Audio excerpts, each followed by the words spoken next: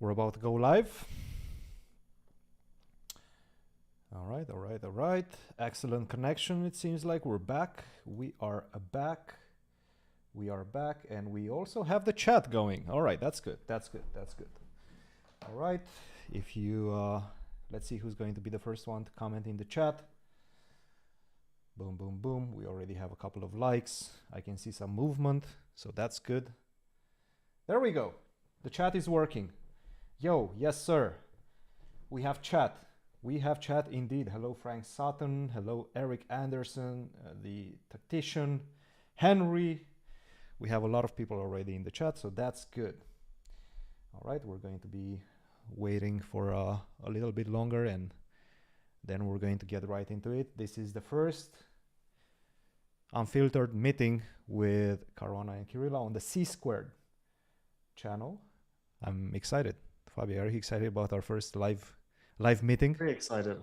I can see the chat here. You can actually see the chat as well. That's good. I can. All right, all right, all right. Great job becoming the 960 champ, Mr. Caruana. Wow, that's really Fabi. Yes, it does seem. I think it's really Fabi. Live meeting. That's right, that's right, that's right. This is live. This is not pre-recorded. Hello, key blitzers. Della, go Fabiano. 35 concurrent viewers. Fabi, what's your expectation for this live meeting? Where do you think we're going to land? Let's aim for 500. 500? You think we're going to land for 500? All right. In that case, let me do this. Let me also tweet it. Boom. Tweet it.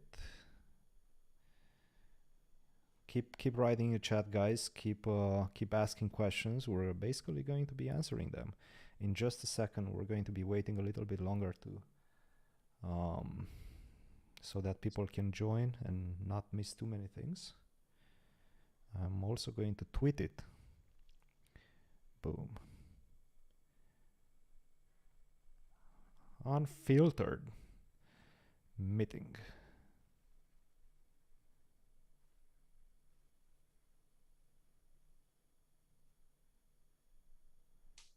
Live now. Boom.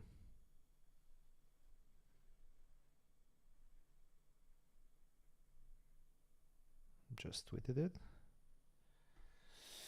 We're at 70 right now. Tweet. Yeah, if you are not following our Twitter, is CSQ Pod on Twitter. Basically, if you look for C-Squared, you will find it there quite easily. All right, there we go. Go Christian and Fabi, but stay here. Yes, I mean, we have the chat. Seems like everything technically is working. We have audio, we have video, so I don't think we need anything else. Fabi, I'm excited. What have you been doing since you finished the Chess9 LX? Come on, let's start with that. Not so much. I started playing this this chess.com event called the Global Chess Championship that people know about because a certain player was excluded from it, and that was in the news. But I started playing it. I played 2 matches so far, and it's a knockout, and I'm luckily still in it. So that's going well.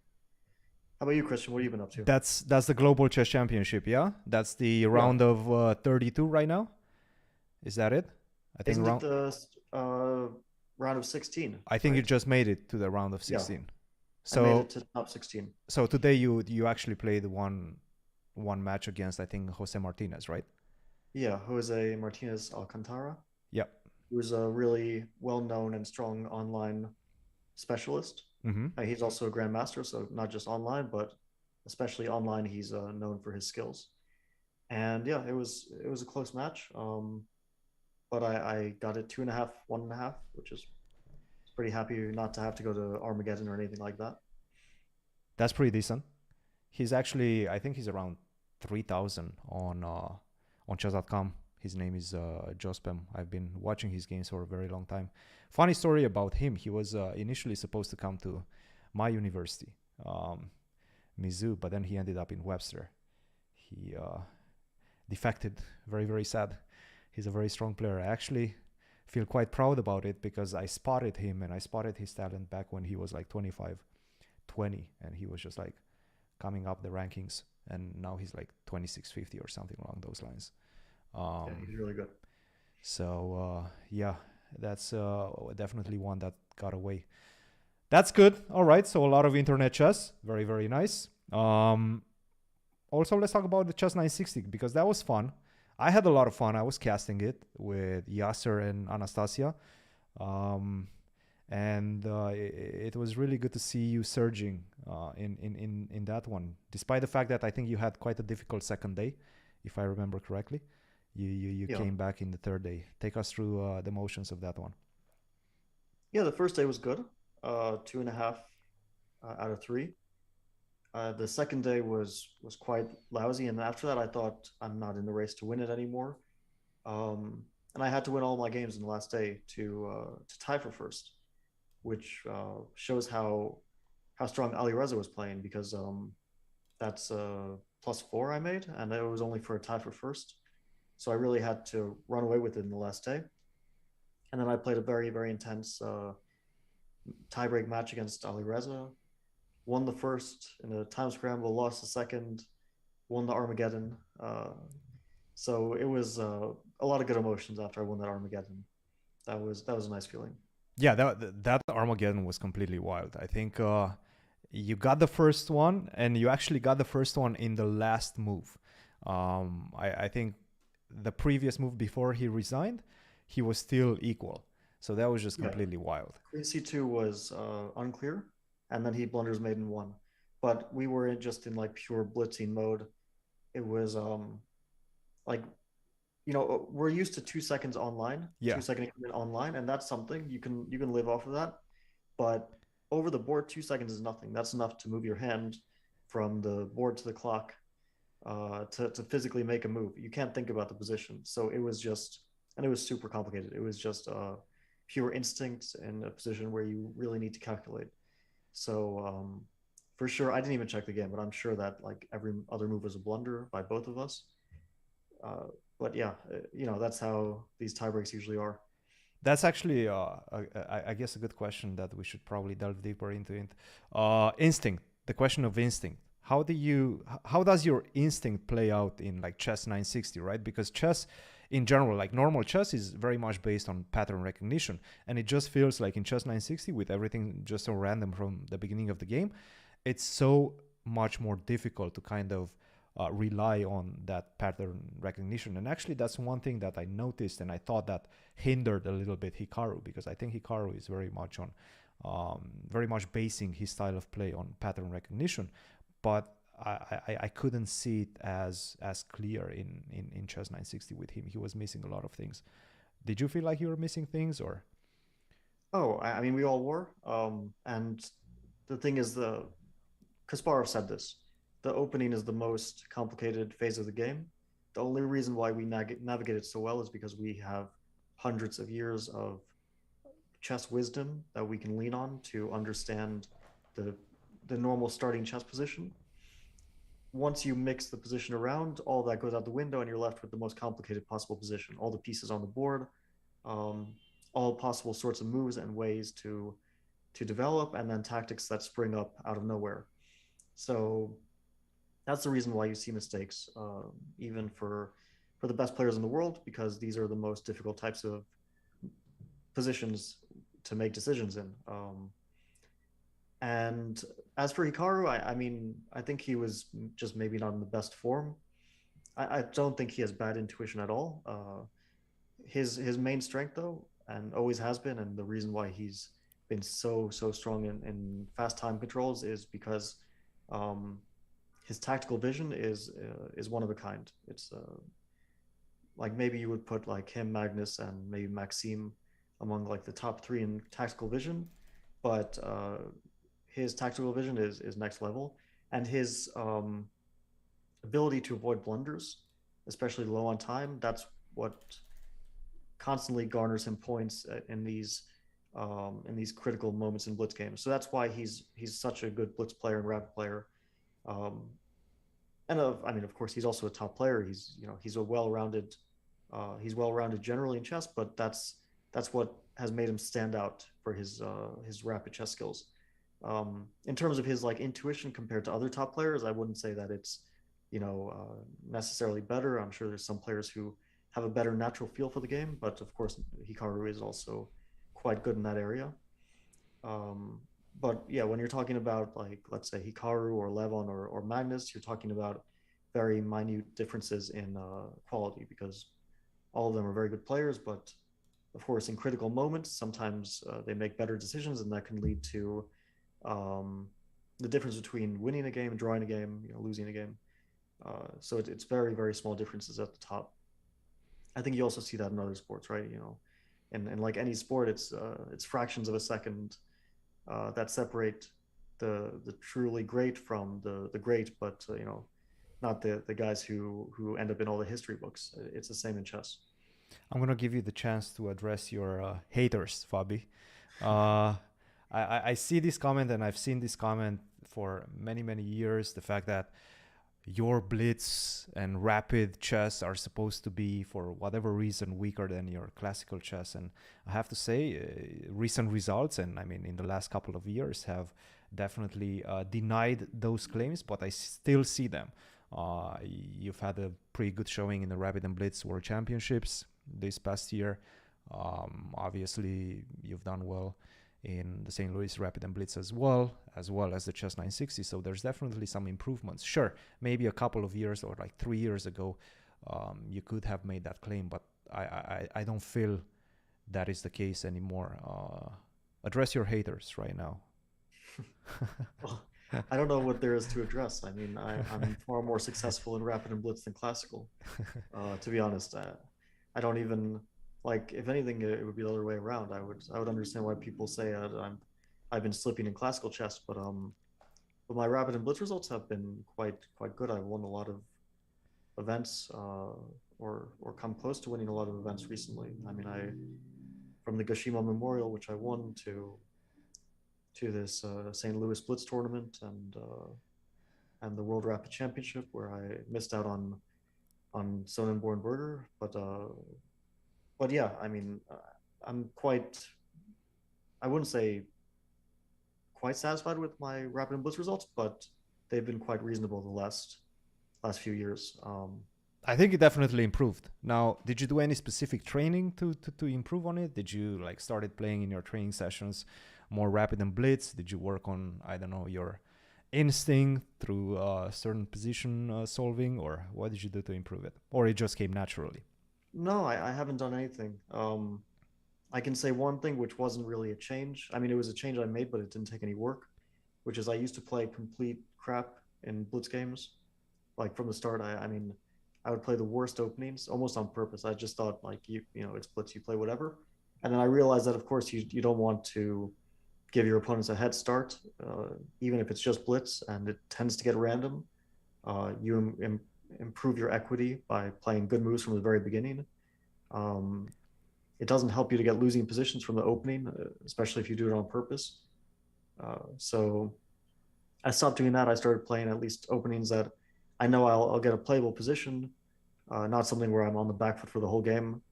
And that certainly improved things a bit. But besides that, I haven't done like, I consider playing as training. So I do play a lot of Rapid and Blitz, and that is training that hones your skills.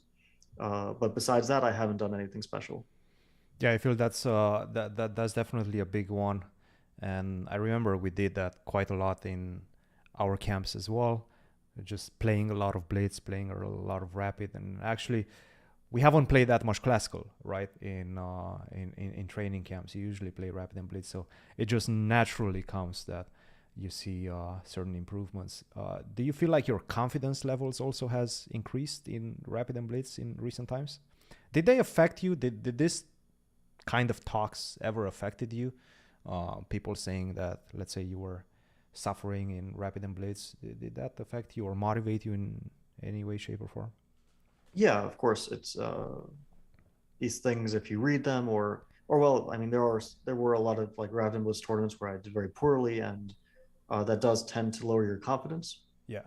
And generally speaking, once your confidence is lowered, that that does harm your chess. I think that you need a fair measure of confidence to play successfully. So that definitely affected me. A few years ago, like I remember 2018, I was having a very, very good year for classical chess and winning a lot of tournaments, but I had this absolutely terrible tournament in Paris, Rapid and Blitz. Just like in Blitz, I just started losing all my games, and it was extremely upsetting. So at the time, it was like if I put it in perspective, of course, it doesn't matter because I'm going to play a world championship match and I'm doing well in the tournaments which really make a difference. But at the time when you're losing a bunch of games, it just gets in your head and uh, you don't really think about the bigger picture. Yeah, no, definitely. I feel maybe even the pandemic also has played a bit into that, into just allowing certain players to improve their rapid and blitz, because most of the tournaments for the last couple of years, sure, in let's say 2021, second part of 2021, things started getting back to normal. But for a year and a half at least, it was mostly just rapid and blitz online. So that definitely helps a little bit. You haven't played any classical games in 2020, did you? Well, I did play. Maybe you played Yeah, I did play a bunch. You did? I played the candidates to start with. Oh wait. Yeah, I played half probably the a good start. candidates. I played 7 games of the candidates. Yeah. I played one of my most successful tournaments there. Not in the candidates, but in 2020 at the Tata Steel tournament, I scored plus. Let's say since April 2020. Yeah. Of course, after the pandemic hit. Yeah. I played half the candidates, 7 games, and then I played Norway chess. Norway chess. And Norway chess was a mix of classical and Armageddon. That's the one where you get like 10 minutes as white, 7 minutes as black, and black has draw odds? Yeah, that's right. 10-7 Armageddon, which is the only time I've seen that specific Armageddon. But then for this global championship, there's Armageddon where you bid on it, which is an interesting approach. The default is 15 minutes. Yeah. And the player who bids the highest amount of time gets 15 minutes. So for example, if you bid 7 minutes 49 seconds and I bid 9 minutes, I get 15, you get 7:49. If you bid 14 minutes 50 seconds and I bid 14 minutes 51 seconds, then you basically just got draw odds for free because we have the same amount of time pretty much. So this is an interesting, it's like game theory mixed with how comfortable you are in playing black with less time, what your comfortable limit of time is, and how confident you are with white with, let's say, 5 extra minutes of the clock, but you have to win the game. Which I like the system. It adds an extra element. I think they used to do that in the US Championships back in like 2014. I think before you started playing in the US Championships, if I remember, they were doing this bidding process. Never played in one of those tournaments, but definitely sounds like an interesting system. I guess. That's true. I remember when I think Gata played against Alejandro Ramirez. Gata Kemsky, Yeah. That's the one I remember as well. Alejandro. And I don't remember the time they had. I know that Gata won that Armageddon, but I don't remember the amount of time that they bid. Yeah. No, that was definitely an interesting year. I think Alejandro got second in that one. Lost the finals. Was the finals against Gata? I think the finals. Yeah, it was. Gata. It was, yeah. Yeah. Cool. All right. More recent news. You asked me what I've been doing. Well, after the Chess 960, I immediately flew to Vegas. Went there to watch some jiu-jitsu competition called ADCC. Had a good time in Vegas. Definitely not as much as many days as I would have liked probably, but then again, it's Vegas, so after like 3 days you might as well go back to your place unless you want to die. Vegas is a bit exhausting. That's true. It's fun, but it takes a lot out of you. It definitely does. And basically on Monday, when I was chilling by the pool and getting ready to start getting ready to go to the airport and come back home, I started seeing tweets about the new drama that was unfolding in real time, and I was like, okay, what's the drama now? Obviously the drama was about Magnus not playing against Hans, refusing to play against Hans, and just Well, it's not drawing really game. new, is it? I mean, it's the same. It's Re- the exact same thing. Reignited the drama, yes. Yeah, of course, it reignites the discussion, but it didn't change anything because everything until we hear from Magnus, and okay, today we did kind of hear from Magnus, everything is speculation. Yeah. We can speculate a lot, and of course people do, but the fact that he forfeited the game, it only demonstrated that he has some sort of issue with Hans, and that's it. It didn't change anything else besides that. It does make his position interesting though, because of course he does have to play he does have to play Hans at times. He will have to play him. Mm-hmm. And it's not really a sustainable solution for him to just forfeit anytime he goes against him. Like, let's say they both qualified for this knockout stage of the tournament, and one plays 8, 2 plays 7, etc. What if he was number 1, Magnus was? What if Hans was number 8? Does that mean Magnus forfeits the tournament? I mean, we could have seen this tomorrow, right? If today would have ended up a different way, and Hans would have actually, instead of, I think he finished 5th in the prelims, and now basically they're going to the playoffs, and number 1, which is Magnus, plays the 8th place, which is not Hans right now. So I think it's Levon, I believe. Levon, yeah. They're on track to potentially meet in the semifinals. I think Magnus would certainly have forfeited if he had played Hans in the knockout. And they could still play, right? There is still a chance that they play at some point. In the semifinals, yeah. I think semifinals or finals. I'm not 100% sure. At this point, it's just clearly a matter of principle for him. Whatever that principle is, he's sticking to it, and he doesn't want to play the guy, so he's not going to play him in a game or in a match. I think he would just forfeit the match, which makes it a rather difficult position for him to be in. Well, I mean, he put himself in that position, but he's possibly losing out on winning the tournament, or like the Sinkfield Cup, right? He left that, and he possibly lost out on winning that tournament. So that's one aspect to it. But today he said the first thing about the matter since he left the Sinkfield Cup. The first time that we actually got to hear, not everyone else in the world speculating, but his own words. And he didn't say much. But he said enough. Well, yeah. He definitely said enough. If you know who he was talking about, then you kind of understand that he was confirming all the rumors. He mentioned Maxim Dlugy as Hans's mentor. This is not public information. I don't think it's ever been said that Dlugy is Hans's coach or mentor or second or whatever you want to call it.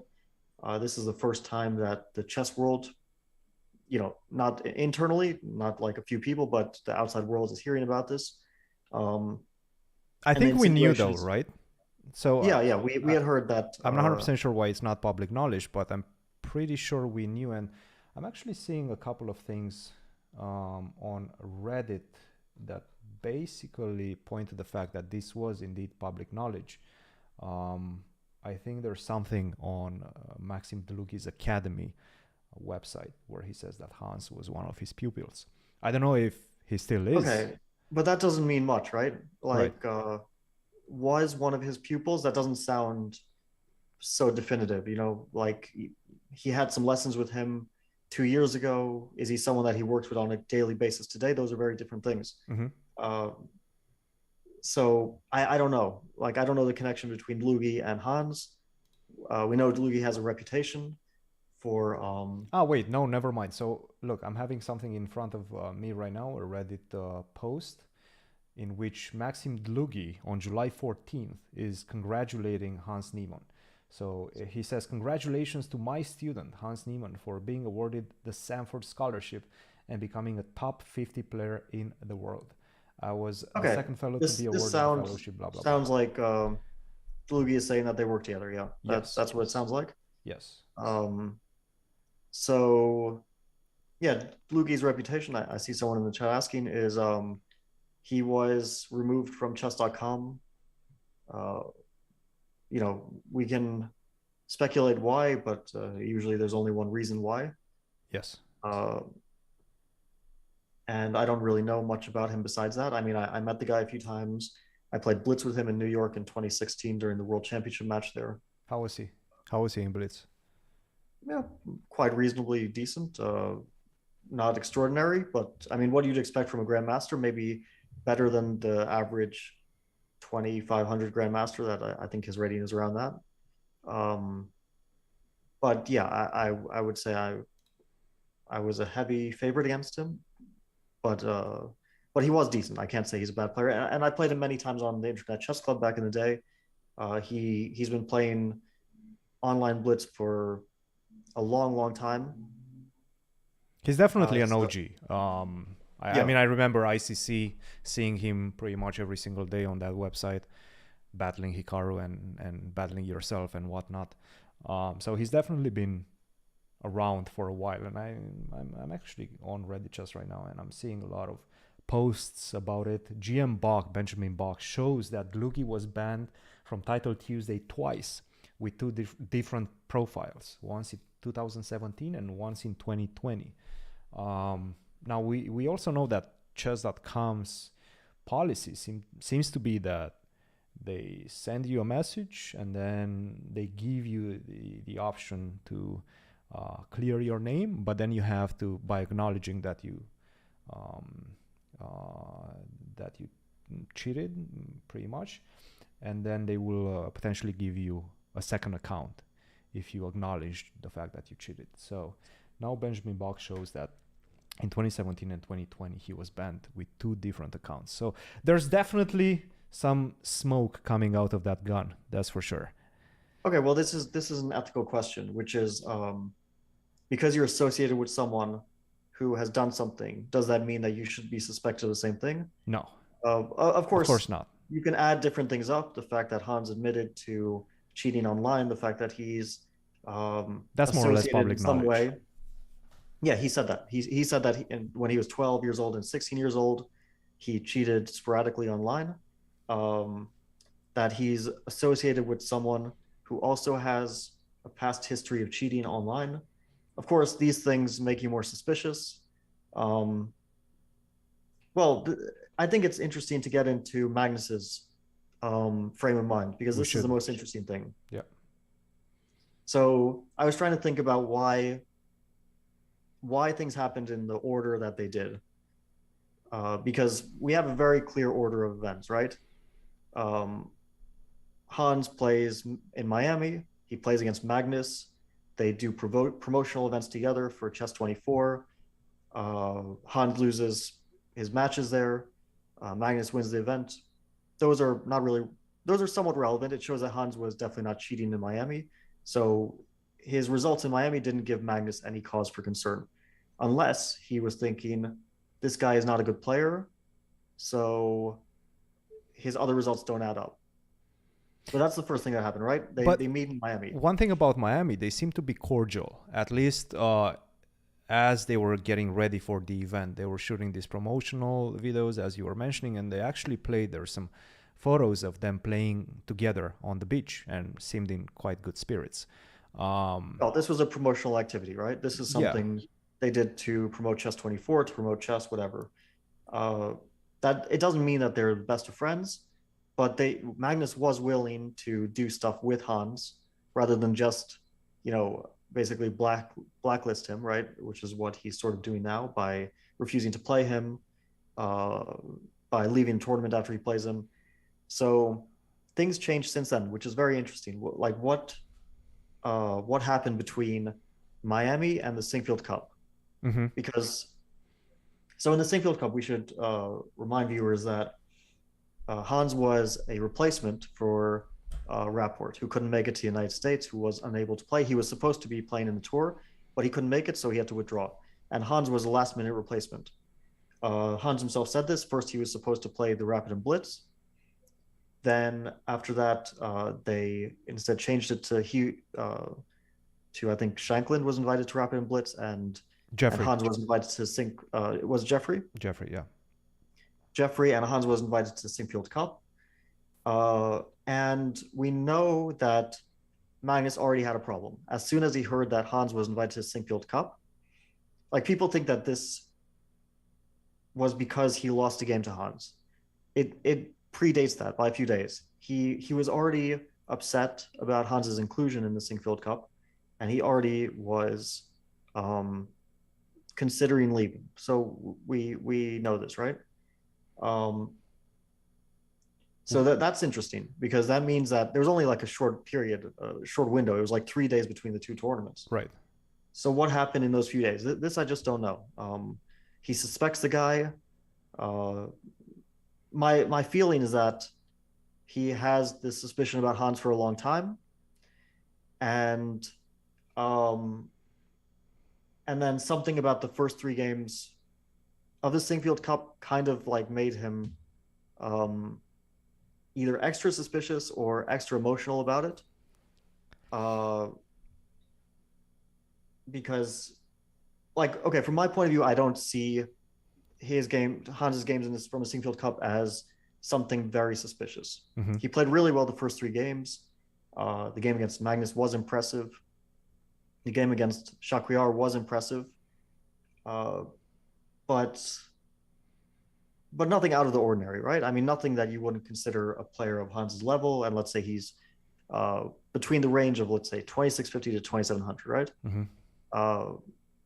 Or maybe closer to 2700. Maybe, like, we can elaborate on that, or we can speculate on that, but it's not too important. Something that a player of that level is capable of doing. So I feel like Magnus's decision to leave the tournament was somewhat emotional, and probably wasn't the right decision. But you know, I mean, he felt uncomfortable. That's very clear. He felt uncomfortable before the tournament, and maybe the first 3 games exacerbated that, and then that just gave him the impulse to leave the tournament. I'm trying to understand what happened in between Miami and the Singfield Cup. We do know that there were some, well, business dealings, right? I think it was before the Singfield Cup started that Chess.com announced the purchase of the Play Magnus group. So that was a huge news, I guess, leading up to the Singfield Cup. There's some speculation that Magnus probably saw some things, or was shown some things by the Chess.com team, basically a list of potential people that were flagged, and based on that, his reaction could be, let's say, explained. We don't know that. We don't have any inside info in that one for sure. No, I mean, I can tell you that was not the case. Like, Magnus has had these suspicions for a long time, and I can also say this from, like, what people have, because I didn't think about this at all. I didn't really know Hans as a player until I only met him last year, and I didn't think much of it. Like, he's a talented player. Mm-hmm. I played Blitz with him last year, and we were playing in Riga. We played Bughouse. He's obviously a talented player, and he's obviously a good Blitz player, and he seemed like a good classical player. Mm-hmm. So I didn't think much of it. But then, like, on half a dozen occasions over the past year, people asked me, what do you think about him? Do you think he's cheating? There's a lot of speculation going on. And of course, this reaches Magnus, this reaches everyone. This is not just, I mean, the chess world is a small world, and if some people start talking about how someone maybe is cheating, you know, that snowballs and people start to hear about it more and more. So this is not something recent. Yeah. I think if you're, like, entrenched into the chess world, you probably have heard about these rumors, right? Like, people just basically asking about it. But I think Hans also mentioned nobody, and he knew about these rumors as well, but no grandmaster, or at least one of his top level peers challenged him face to face directly about this. So he was hearing about it, but nobody actually said it to him face to face. Now, then comes Magnus and makes an incredible accusation, more or less. Not directly, obviously, indirectly, but people understood what he meant. So thing is, so when I heard about these things, I kind of wrote it off. Yeah. Because, like, just to give one instance, Hans is playing a tournament in the Prague Masters, right, in Czech Republic.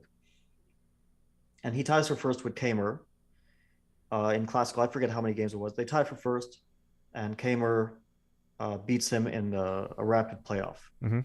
And someone comes up to me and says, "Isn't this suspicious? He plays really well in classical, and then in rapid he gets crushed."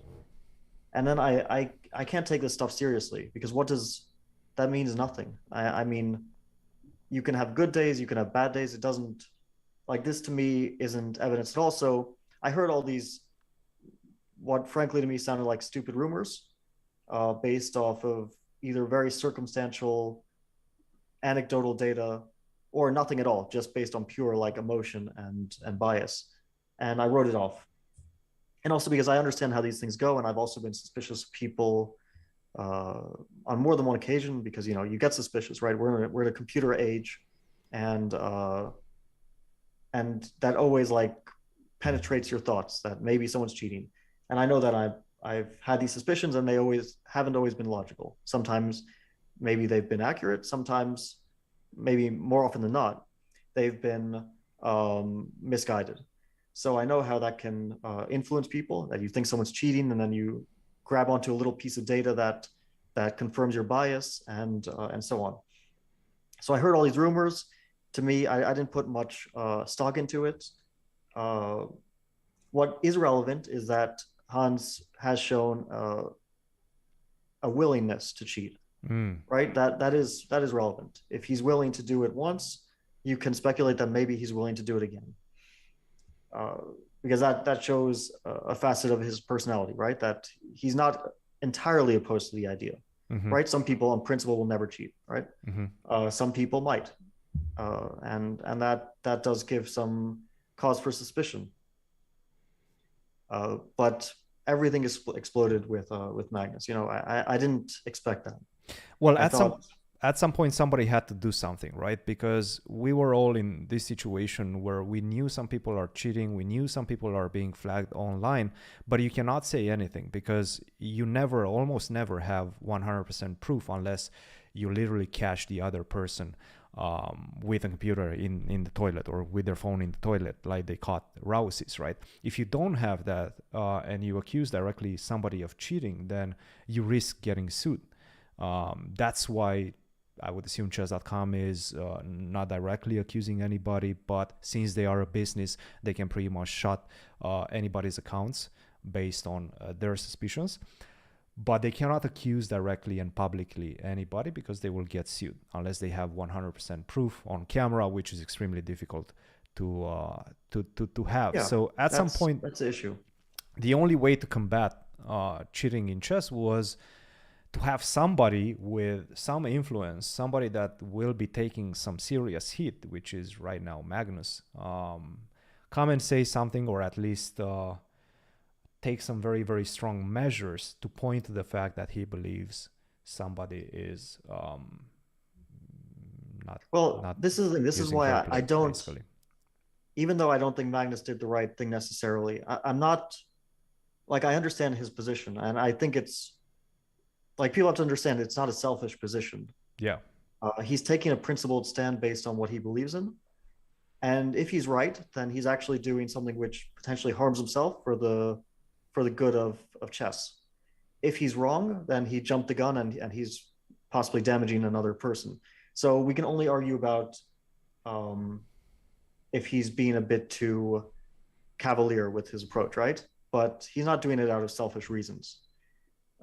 He really thinks that something wrong is going around. So that's why I don't think that, like, he's a bad guy for this or anything, right? He might be wrong about it, but I don't think that he has bad intentions. The other interesting thing is that, like, as you said, you can't really ever directly catch someone. You can only use statistical data to infer if someone is cheating or not, right? You're never going to catch someone in the act unless it's some idiot like Rousis who goes into the bathroom with his phone, and then he just gets caught on camera and put in the newspapers. Like that's going to happen very rarely. People who have even like a shred of intelligence will probably do it in a way where you won't catch them in the act. but you can possibly infer from their moves if they're playing fairly or not. So we don't like have a central source for this, you know? Yeah. Like we have a bunch of different people or organizations that have their own models, but we don't have one clear authority in this matter, right? We have chess.com, they have um, their algorithm, which from what we understand is quite advanced and is quite good at detecting cheating. We have FIDE, the governing body of chess, who get their statistical analysis from Kenneth Reagan, who is a statistician, I think, right? He's a professor. Mm-hmm. Um, then you have different websites. Lee Chess, they have their own thing. Um, uh, Chess 24, I assume they have their own thing, right? And then you have some uh, individuals, right? Like there's a famous guy by the name of Punin uh, who has done a lot of videos where he, supposedly catches cheaters or analyzes their games or whatever. Mm-hmm. So that's a bit of an issue that you don't have any like anything clear to look to. Like a lot of people look to Kenneth Reagan for what he said, which was that he didn't detect any evidence of cheating in Hans's play in the last, I think it was 2 years. I think that was the time period. Yeah. So I would say that, like, I have no reason to assume that Hans was cheating over the board in the past 2 years. But I would also take Reagan's analysis with a large grain of salt. And the reason why is not because I have any like insight into his algorithm or his methods, but because I know of a case, a very high profile case, where with absolute certainty I can say that someone was cheating in an important event, and the person was investigated and was also exonerated based on Reagan's analysis. Mm.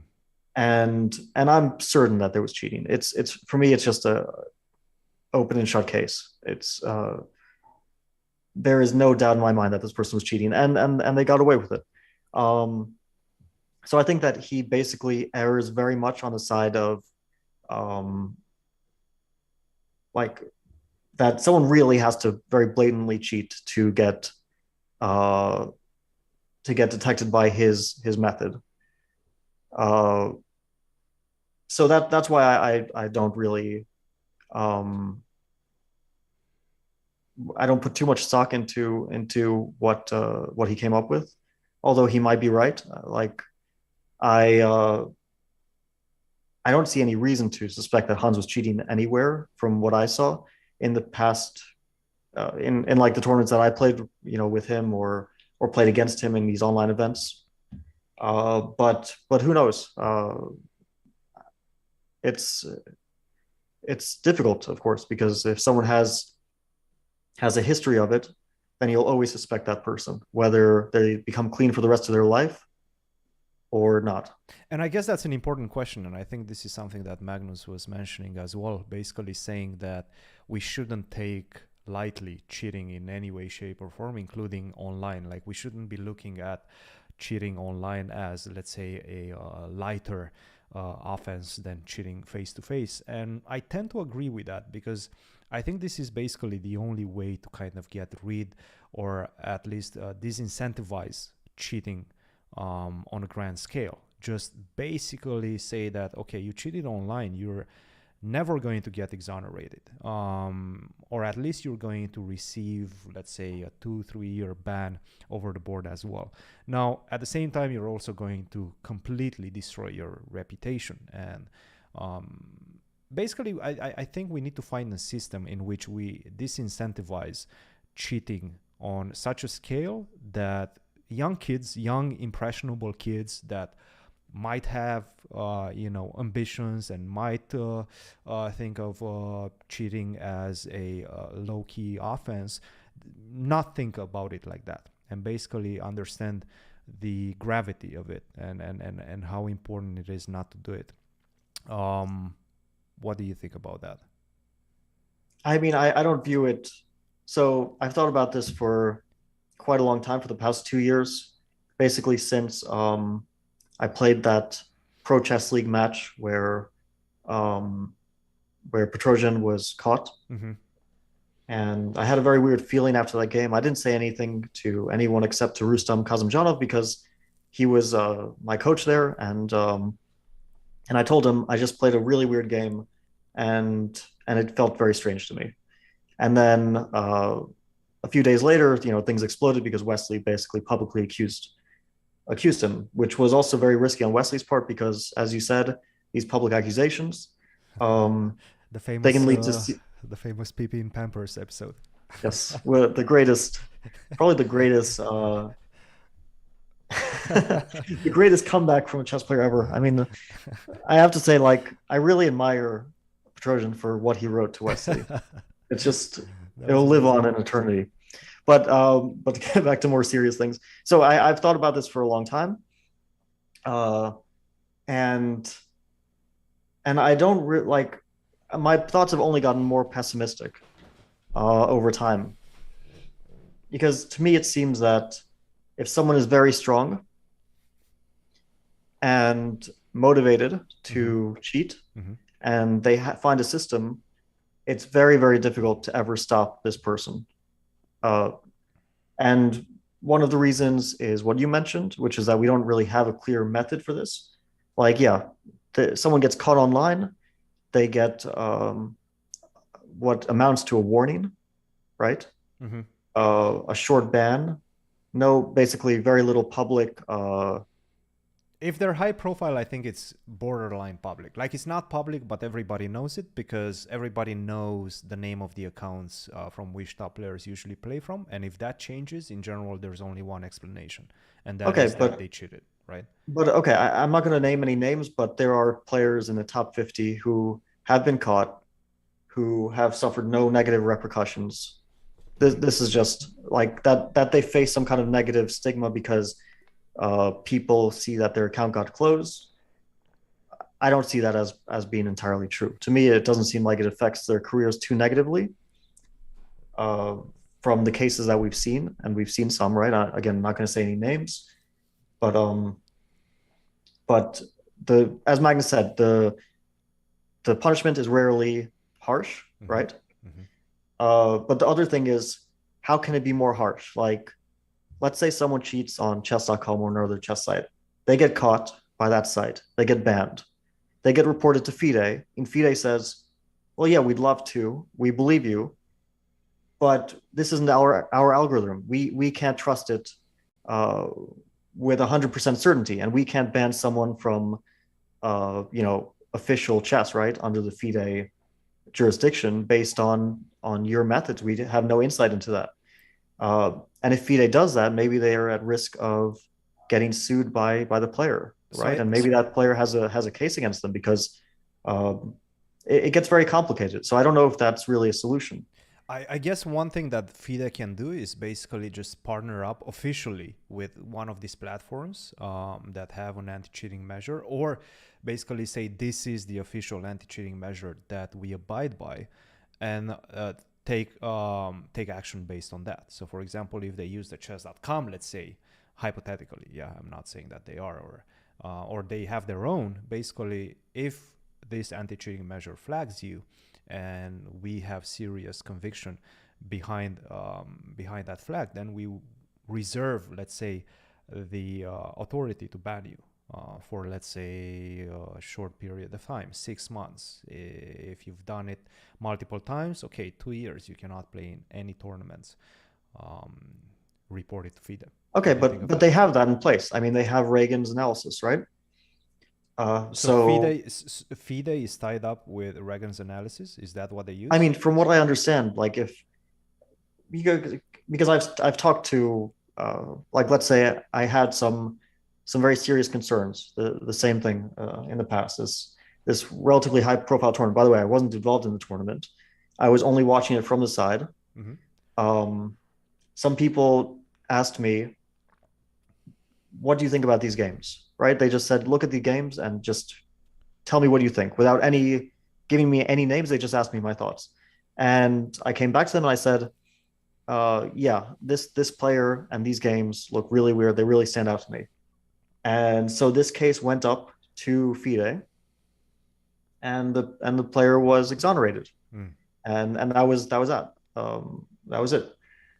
So from what I understand, if there is some sort of person in question, person under suspicion, then that's where it goes to, right? And that seems to be almost a definitive authority, right? Like when Reagan comes out and defends Hans as saying, I see no evidence of cheating in the past 2 years, that's an exoneration.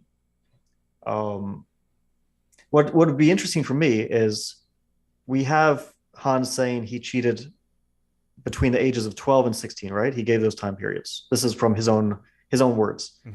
I think that Reagan should run analysis on those 4 years when Hans admitted to cheating and see if he can detect cheating, because I suspect that he won't be able to. Because I really don't think that his algorithm is sensitive enough to detect any sort of nuanced cheating by someone who really knows what to do and how to avoid detection. That's the problem for me. And yeah, as for like a solution, I've thought about it. I hope that chess.com can continue to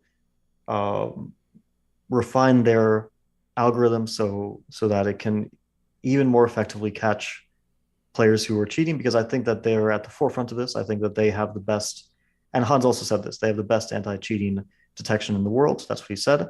And I agree with that.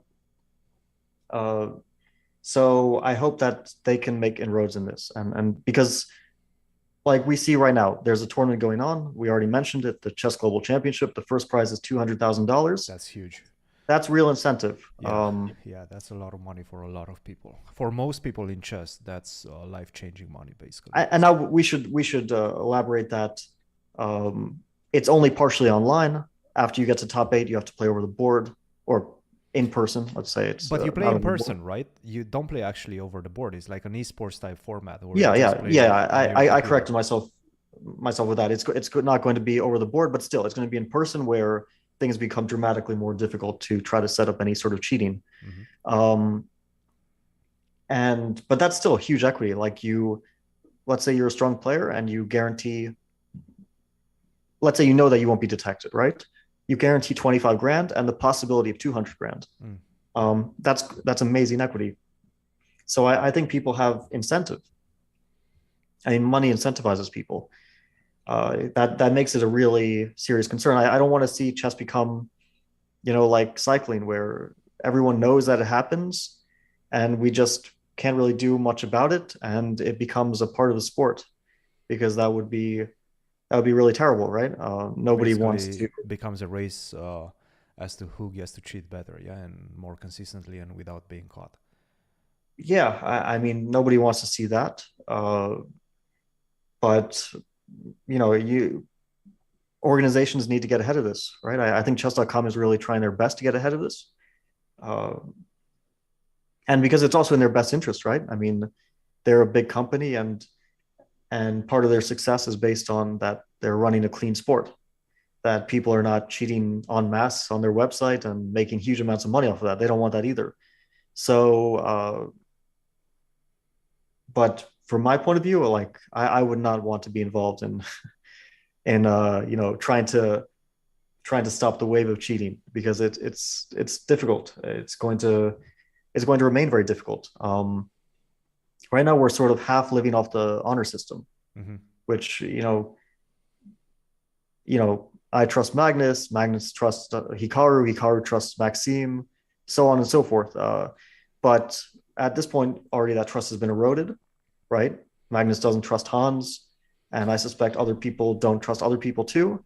And at the same time, Hans is not, let's say, cemented at the elite level. Yeah, he's an up and coming, super young guy. So there's definitely some flags being raised. Is there a bias of just the top players being cemented there and have played with each other and trust their strength, and then one of these guys at like 18 years of age or like 16 years of age, like Gukesh, comes out of nowhere and just makes incredible strides? Is there a bias against them based on that, coming from top players, in your opinion? Well, personally, I know, and I also know this applies to other people. I don't implicitly trust anyone except for people who um, I personally like know their character would not allow that. And there's some people who I just like, it would shock me to my core that they cheat, you know? But that's not based on rating necessarily. That's based on how I feel their personality is, right? And that's a totally non-scientific thing, you know, that nobody should put any weight into that, but that's my own system for how I trust people. And there's some top players who I wouldn't trust. Yeah. It's not that I think that they cheated. It's just that I think that maybe they're capable of it. I wouldn't like close myself off to the possibility that they're capable of it. Yeah. So it's not, again, it has nothing to do with Hans being a newcomer. Like, okay, this is different for everyone, right? But I know that some other top players suspect some other top players of cheating, right? This is sort of an open secret. That there has been some suspected cheating among colleagues at a high level. And nothing which ever came of anything, nothing with any hard evidence. But still, you have that erosion of trust. And for me, it's like, I didn't think anything of Hans because to me, what was put forward didn't sound conclusive, right? It was always, you know, look at this game, or look at this result, but he did bad in rapid here, or his interview is weird. Like, okay, I understand. Of course, interviews can be weird, and they might give you a bad feeling that this is not a normal player. But like, what is a normal player? I don't know. People approach chess in different ways, and just because Hans, you know, intuitively sacrificed a piece with Queen G3, or that he, you know, blundered some stuff in his analysis of the game with Magnus, that to me, that doesn't say much, right? Yeah. It might put you on alert, but I wouldn't put much stock into that either. So yeah, that's for me, like Hans just because he's young, or someone else just because they're young, that's not a reason to suspect. By the way, guys, thank you very much for supporting the podcast. Fabi, you said 500 at the beginning of the show. We're actually past 1,000. So that's pretty good. Cheers to that. People want to hear about the cheating. I guess so. I guess you guys will keep the same enthusiasm when we're not going to have this type of hot topics. But anyway, thanks a lot for that, and to everybody that's watching. Cheers to 1K. All right. Now another couple of things that happened today was that Magnus said after he qualified to the playoffs that he will be giving a statement. Let's say a statement that includes more information than it already has at the end of the tournament. Another thing that happened today is that FIDE also said that they will be giving a statement. I don't know when. I would assume at the beginning of next week, or probably they're doing the same thing. They're waiting for the tournament to finish, and then they will be coming out with a statement. That's going to be two very interesting things that will be happening next week. So I'm definitely looking forward to that, because those statements could potentially give a very clear direction in which this whole saga is going to be playing. What do you think their statements are going to be, or at least what do you think the direction of their statements are going to be? No, I think there is some behind the scenes stuff going on, right? Discussions between different parties, including Magnus, probably including FIDE, including Hans. I don't really know exactly what's going on, but definitely there are a lot of discussions behind the scenes. but again, like, what conclusion are they going to reach? Mm-hmm. Um, is it? I don't think that they're going to say we caught Hans cheating, right? I don't think that that's. No, I don't think no, that's I don't likely think to so. happen. No, no, probably not. So, barring that, the only things that can happen besides that are Magnus gives a statement clarifying his position, but how can he? Fide gives a statement about Magnus, not about Hans, whatever that would be, right? But again, Magnus, I don't think he's done anything impeachable. You can argue about the ethics of leaving, forfeiting a game or leaving a tournament halfway. These things negatively affect the tournament and possibly negatively affect players. Actually, I think that's uh, we can definitely say negatively affect players, right? Yeah. Actually, I think that I was negatively affected by Magnus leaving because like Jan got, I was +1, Jan got +2, so I would have like gained quite a bit more money if Magnus had stayed and not erased his win against Jan, right? Because Jan's loss got annulled, um, and I would have tied for second, third rather than third, fourth. So not really relevant, but these things do affect players, right? Let's say in the last tournament, Magnus forfeits against Hans or resigns on move one, whatever. That means that Hans has a better chance of qualifying compared to someone who lost to Magnus. Yeah. So these things do negatively affect the tournament. That's true, but that I don't think FIDE would take any action on that. Like people are allowed to leave tournaments. People are allowed to resign games. Do you think FIDE So will yeah. take a stand against Magnus? Now, that was partially some of the speculation that FIDE is going to be like, yeah, you cannot do this. You cannot just... Because it is written in the laws of chess that if you are throwing games, then you're going to probably get in trouble, right? And it makes a lot of sense. The throwing games shouldn't But be this is allowed. not a FIDE sanctioned tournament. This is an online tournament. Yes, but what about the Sinkfield Cup? The Sigfield Cup, he left and he didn't give a reason. He could say, I got sick. I mean, he's allowed to leave a tournament. This is That's true. he could give any number of reasons. That is Throwing a true. game, yeah, throwing a game is not allowed, but this is on an independent platform. It's not FIDE rated. It's not sanctioned by FIDE. I don't think FIDE has any jurisdiction in this case. That's a good As point. for the Sinkfield Cup, I mean, that's up to the Sinkfield Cup organizers. Uh, and Magnus, yeah, I mean, they have, I guess, they have a tournament contract with Magnus, and they could say you didn't complete your games, but that has nothing to do with FIDE. And I suspect that also there was nothing really to resolve there because Magnus didn't play, he didn't get a prize, and the tournament goes on. So that's basically it. I don't think that the Stinkfield Cup organizers will sue for damages over the tournament. I don't know what FIDE will say because barring them, directly having evidence, of Hans in the toilet with an iPhone, I don't see them having anything against Hans or against Magnus. Well, I think already the chief arbiter from the Sinkfield Cup made a statement on that, and also the GCT made a statement on that. Tony Rich, I think, made a statement on that nobody got caught during the Sinkfield Cup. There's no suspicion of foul play, so we should take them by their words. I would assume nothing happened in Sinkfield Cup that could have provided that type of evidence. I don't see Magnus coming up with any physical evidence.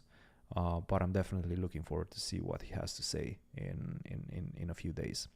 Yeah, this will be interesting, unless it's another more or less half or non-statement, which is likely. But it'll be interesting to see, of course, because at some point, you can't leave this forever, right? Magnus can't go on, forfeiting or resigning every game against Hans that he plays for the rest of his career. It's not really a solution for him. And if he doesn't say anything, probably the chess world wouldn't take too kindly to in general that he's, propagating all these rumors and accusations without actually giving his take on it. I don't know. Like he could have avoided this situation by just taking it purely privately, not leaving the tournament, throwing his concerns over to the organizers or to FIDE or to chess.com or whoever, whatever governing body he wants to, but he chose to take it to the streets and made it a public matter, which is very risky from his point of view. I guess we'll see. Yeah, I don't know what else to say about that. Take it to the streets. I really like that. Yeah. Well, I think another piece of the puzzle that we should probably address, since we are discussing this at length, is the very obvious change in tone for Hans, right? Because he was very vocal against a lot of parties. He was vocal against Magnus. He was vocal against chess.com.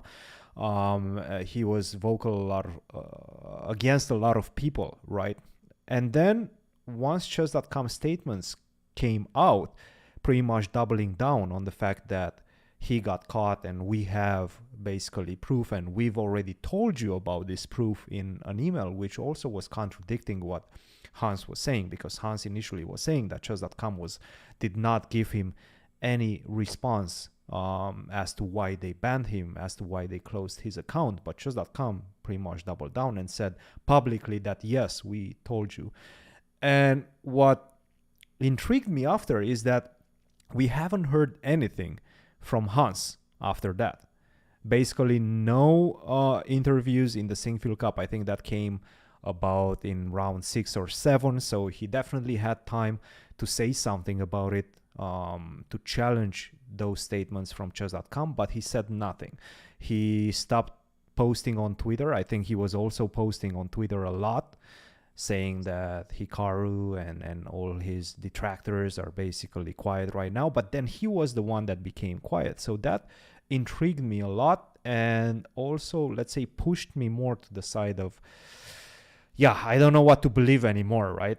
Definitely I was sympathetic to Hans after his initial interview, and I felt a definite passion coming from him, a genuine passion coming from him, but his silence definitely felt a little bit suspicious. Now, obviously, we're not going to accuse anybody, but how do you feel about that? How do you feel about Hans's silence, let's say, after the chess.com statement?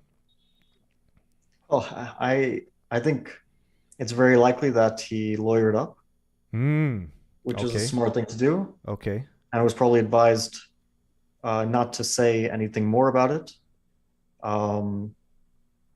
which could be for many reasons. It could be that although there were portions of what he said which were true, and it was certainly a very compelling speech, it wasn't 100% the truth. And, if he goes on accusing people of doing this or that, then there could be legal repercussions for not telling the entire truth. That's my suspicion, at least. I think that he realized that the wisest thing to do would be for it all to just kind of quietly go away, and for people to think that this was just some sort of lashing out by Magnus, who was upset about a game, and it would make him look more or less like he was just a victim caught in the crossfires of someone who was upset that they lost. So I think from Hans' point of view, it's very good for him if people just stop talking about it and stop speculating, right? I don't think that there's, like, the more people talk about him potentially cheating or not, like, that reputation stays with you, yeah? That whether the accusation is true, whether it's not, still you are going to be branded by a lot of people as a cheater. And at least people will know that this was a question. You weren't 100% clean your entire life, and then you got questioned by some pretty legitimate people, because, I mean, Magnus hasn't done this before. I don't think I've ever heard him accuse someone. No, that was very out of character. That was very out of character. And again, we should clarify, he didn't actually accuse anyone, but at this point, we're pretty sure what he's saying. It being a first time, it's pretty, yeah, it does say something. At least in terms of like Magnus believes it, right? He's not doing this out of spite or anger. Well, maybe anger is part of it, but he's not doing it because he hates Hans's guts as a person. You know, he just really believes in what he's doing. All right, let's finish this one on a fun tone. And I've seen a couple of funny questions from the chat. Let me ask you this. Wait, where is it? All right. Does Fabi think that strategically placed beads are a viable cheating method? I mean, I'm not an expert. I mean, maybe ask your proctologist. Like they'll probably be able to tell you how sensitive you are to vibrations in case that's the route you want to take for chess success. But yeah, personally, I don't know. I would guess that there's a better way. Like there should be a better way, you know, if someone really, really wants to. But I don't want to give anyone any ideas as well, you know. But I have to say that if, like, besides the fact that it actually got speculated on, that would be the least likely way for someone to cheat, right? Like to have if you have some sort of thing on your body somewhere, you know, on your leg or in your ear, right? An earpiece. Mm-hmm. I don't think that one is the one I'd expect. Mm-hmm. Like if cheating ever comes out as like exposed on the top level that someone was cheating, probably not like that. I tend to agree with that. Cool. All right. Well, Fabi, I think we're past an hour and 11 minutes right now. We've addressed more or less every single point and everything that happened in the last week or so, last couple of days. Everything is moving super fast. I think we're going to probably leave it at that and then probably come back when we have more information and more public statements and things of that nature. But we do have a very fun podcast coming up tomorrow with Eric Rosen. So if you guys enjoyed this little chit chat that we did live, we're definitely going to be doing this in the future as well, just because it's fun for us, just because it's a good way to kind of chat about very urgent and things. Also yes. Check out the video that Eric Rosen just posted. I think it was it yesterday, where we played some chess against him. Yeah. Shout out to Eric. And tomorrow that will be coming out with Eric. So that should be fun for you guys. Hope you enjoy it. But also check that video out. It's I think we had some fun filming that. It was a good game. And I made a promise to Eric, and then I completely went back on that. Yesterday I played the title Tuesday. Mm-hmm. And I was analyzing the Stafford Gambit before the tournament. No, you weren't. Yeah, I was. And then I realized that white wins with like any move. And like I don't want to diss Eric's opening, but I couldn't bring myself to play it. It was just like I couldn't analyze it. Every move wins. It was terrible. So anyway, I apologize to Eric for saying that, but it's the truth. You should play it at least in like the first game of the title Tuesday. No, but the first game was the hardest one. Yesterday I played this guy. He's a candidate master. He's like 2000, first round of title Tuesday. And the guy plays with 96% accuracy. He's crushing me. He lets me off the hook in time trouble. And then he instantly leaves his tournament. That was his only game. Yeah. That was his one game. And I was like, this is the toughest game I'm going to have today. So then I started to win a few games after I got over that hurdle. Awesome. All right, Fabi. I'm out, you're out, we're out. If you enjoy this, don't forget, sub. It definitely helps the algorithm. Comment. Cheers. Appreciate all of you tuning in. Hope you guys had a lot of fun. We definitely did. And look out for the pod dropping tomorrow. I think around midday Central Time. I'm not giving you an exact time because I don't know the exact time when it's going to drop either. But we'll definitely have going to have a fun discussion with Eric Rosen dropping tomorrow. So keep an eye out for that. Fabi, always a pleasure. Cheers. And I'm sure we will be chatting again soon. Sure. All right. Talk to you later, guys. Cheers, everybody.